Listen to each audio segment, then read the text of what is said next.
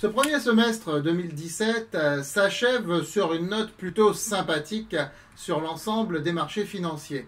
Certes, le CAC 40 a gagné jusqu'à 10, 11, 12%, en particulier après le premier tour de l'élection présidentielle, et il finit le premier semestre sur un gain de 5%.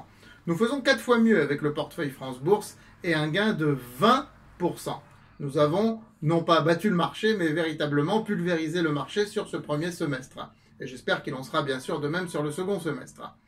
Alors au second semestre, nous allons être cette fois-ci débarrassés des problématiques politiques qui empoisonnent plus ou moins les marchés depuis 1 an et demi. Brexit, élection américaine, élection française.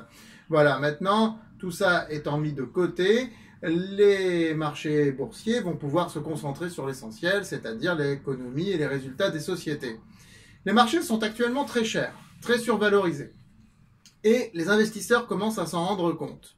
Néanmoins, il y a toujours beaucoup de liquidités dans l'économie, ce qui fait que la marge de baisse des marchés reste faible. Il y a toujours les banques centrales, on parle de banques centrales européennes en particulier, qui continuent d'agir, ce qui a tendance à soutenir les marchés et à faire une sorte de parachute en cas de baisse.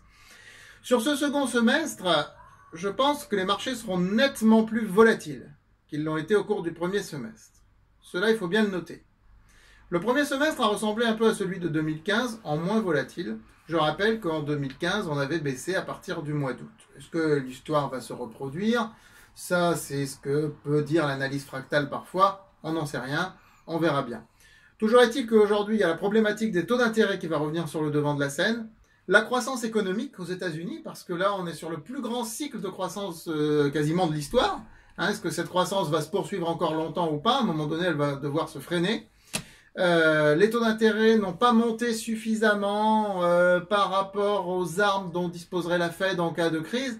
Bon, toutes ces problématiques vont venir sur la table au deuxième semestre. Marché plus volatile, forte baisse, pas forcément, nous verrons bien. J'ai quand même l'impression que nous avons atteint des sommets ou que nous en sommes proches. Par conséquent, la première chose que je recommande, c'est d'avoir des liquidités pour faire face.